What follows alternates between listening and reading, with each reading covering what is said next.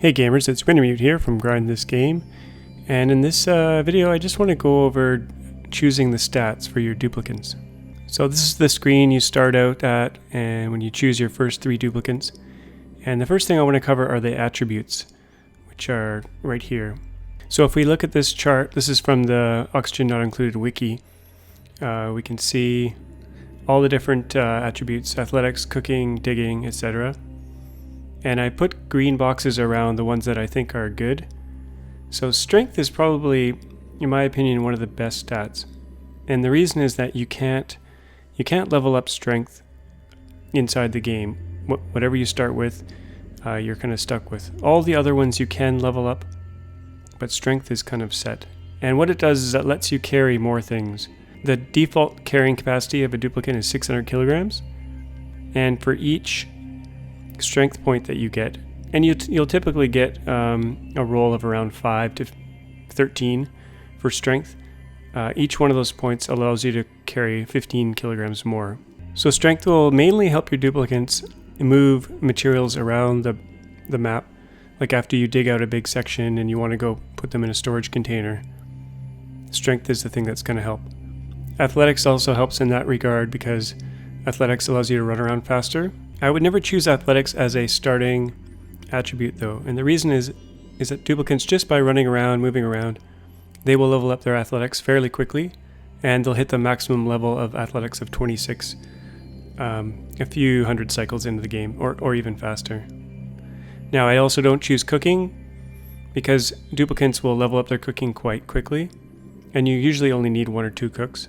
Now learning is a really interesting skill because it makes all other skills level up faster, and I used to choose learning as a skill for one of my duplicants to do all the research because it speeds up research. But now I suggest that you don't bother getting learning on any of your duplicants, and the reason is that if you allow all your duplicants kind of starting out to do a little bit of research each, they can all level up their learning to say 5 or 6, which is going to help them in the long run because it's going to allow all other skills to level up. So there's no rush to get research done. I wouldn't bother getting a duplicant with high research. Yeah, so I would start all duplicants with learning 0. It doesn't hurt if you have that attribute, but allow them each to do a little bit of research and they'll all get their learning leveled up. Now the other 2 attributes I highlighted here for starting out are construction. Now they'll be able to level up construction just by building things, but it's kind of a handy thing to have early on. As well as digging is good. For each point in digging, you'll get a 25% speed boost. But also, like all the other skills, except for strength, you can level it up as you kind of go along. So that's why I lean towards strength as the most important attribute. Now, I used to also start out with a duplicate that had creativity, so that they could do art really well. But I don't bother doing that anymore because they can level up their art skill quite quickly. Just make a few paintings or sculptures, and before you know it, they'll be making perfect sculptures. Actually, immunity is another attribute that can't be leveled up, and if you're playing on a harder level map, a custom map, you may want to get immunity. It allows faster regeneration and reduces the chance of getting disease. I generally don't choose this attribute though.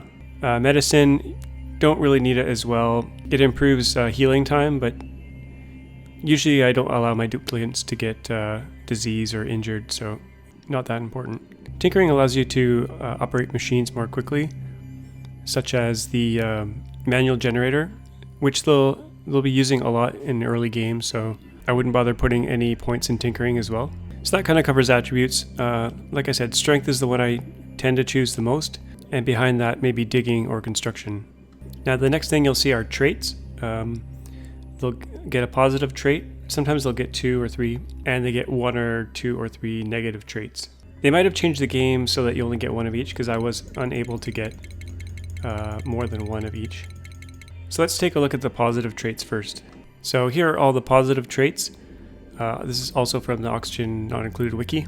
There's a lot of them. The ones that I tend to choose most frequently are, first of all, buff, which gives them more strength. Mole hands is also kind of useful. It's like a digging bonus. But probably the best of all is diver's lungs down here. What it does is a normal duplicant will consume 100 grams of oxygen per second. but a duplicant with diver's lungs will only consume 75 grams per second of oxygen. So hence the name of the game, oxygen not included. Diver's lungs is one of the best positive traits that you can get. Some of the more useless positive traits are early bird. They get +2 to all skills, but only for 100 seconds at the beginning of the day. Interior decorator, not really useful because duplicants can level up their creativity really quickly. The amphibious one I think is pretty useless because you don't want your duplicants moving around in water too much anyway, so walking in water is not really useful. And I would say most of them are just not very useful, so I would go with diver's lungs, mole hands, or buff. Now here are the negative traits, and actually some of the negative traits are kind of positive in a way. I've marked those with green here. So small bladder, I would say this is good because you get more polluted water out of each duplicant because they're going to the bathroom more. And polluted water is actually a resource. You can filter it and get clean water, or you can use it for many things. The Pacifist is good in the sense that it doesn't really harm you because you're not really going to be fighting things much. So it's not really a negative trait. You're always going to have at least one duplicant that can do combat if you want to kill hatches or whatever. So it's not really important. Gastrophobia means they can't cook. Also not an issue because at least one of your dupes is going to be able to cook. And Squeamish, same thing. They can't do aid, but most of your other dupes will be able to do it, so not a big deal. Now I have Flatulent marked as good, but it's actually really bad. It's just a mistake in this image I made. So Flatulence, the duplicants will fart out natural gas every 10 to 40 seconds. And natural gas is kind of a nuisance to deal with, so I would not choose Flatulence. Now some of the traits that are not too bad and are Yokel, means they can't do research. Irritable Bowel, they just take longer in the bathroom. Narcoleptic, they'll just fall asleep once in a while or take little naps. And Loud Sleeper isn't too bad. As long as you put their bed away from other people, it doesn't wake them up. And the really bad negative traits are Anemic, it's -5 to athletics, they're going to be really slow moving around. Noodle arms, they're gonna be less strong, so they can't carry as much. Slow learner, all their skills and research all their skills will level up slowly, and their research won't be as good. Bioharzard means they're gonna get sick more, so you don't want that. Bottomless stomach, they're gonna be eating 500 more kilocalories per day. You also don't want that. And mouth breather is probably one of the worst. They're gonna be consuming twice as much oxygen as all the other duplicants. So I would say avoid mouth breather at all costs. As well as probably Flatulence. It's one of the bad ones, even though I've marked it as good here. It's actually bad. Now finally at the bottom we have we have a Decor expectation. So negative is good and positive is bad. Like if they expect a Decor of 20, for instance, you're going to have lots of decorations in your base to keep them happy. So lower is better. Food quality, this is what they expect. A low number is good, so you can feed them just terrible things and they'll still be happy. But this mechanic in the game doesn't really do much yet, so it's not as important as you'd think. And finally, there's stress response. There's a bunch of different stress responses, and I'll go through each one. So vomiter just means that when they stress out, they're going to start puking polluted water all over the place. Binge eater, you want to avoid at all costs. They'll eat a lot of your food when they stress out. Ugly crier isn't too bad. It just causes a decor decrease when they're stressed out. They'll be crying and people around them will get a little bit more stressed out. Destructive is also one you probably want to avoid. They'll start smashing machinery and stuff when they stress out. But if you have a properly decorated base and you build a few massage tables, generally your duplicants will not stress out.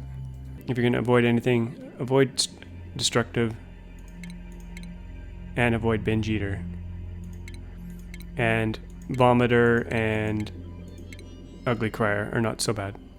So I'll just go through and find randomly some dupes that I think are pretty good.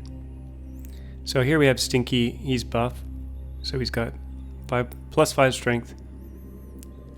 He's got a high learning, which is fine. I'm picking him because he's got high strength. And Squeamish, it's not really a bad negative trait, means they can't do aid, that's fine. High immunity is also kind of a nice touch. Let's do a few more. Oh, here's a really good one. Devon's got plus 12 strength. And small bladder isn't too bad of a negative trait. They're just going to be making more polluted water for you. Now, one thing I should also mention, their highest attribute kind of sets their level. So here we got Rowan's got 12 medicine. He's level 12. And the higher their level, the higher their decor expectation usually. So it's kind of a trade-off of having really high stats. Now here's one with Diver's Lungs, which is one of the best traits, but they're also got -5 athletics, so they're going to be really slow. So I wouldn't choose this dupe. Now here's a really good dupe overall, Otto.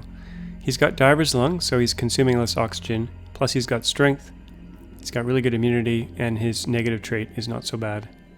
He's also got a low decor expectation, and he has a low food quality expectation. So I've just jumped into the game here with these 3 duplicants, and I just want to show you the jobs menu near the top here, top right. Now from this menu you can see all of their skills, so like aid, massage, cooking, art. One thing I'll often do right off the bat is turn off combat so that they're not fighting any animals they find. I also turn off cooking, except for one person who's going to be our cook. I turn off all art except for the best artist, and you can sort these. So you can sort with this little arrow. That way you can find who's got the best art and select them. I leave everyone on research so that they can all get a chance to level up their learning. And I might even deselect Gossman so that he's got high learning, so he would be fast at research. But this will allow the other 2 to level up their learning. And with a higher learning skill, all their other skills will level up faster as you go through the cycles. I usually turn off Hydrofan for everyone. Now if you mouse over each one of these, you can see which attribute is used for each skill. So for instance, maintenance uses tinkering, repair uses tinkering, disinfecting uses digging, etc. You'll notice a lot of them use tinkering, and quite a few use digging. So disinfect uses digging, mopping uses digging, and that's why digging is generally a good skill, and digging uses digging. So I hope that helped you guys out.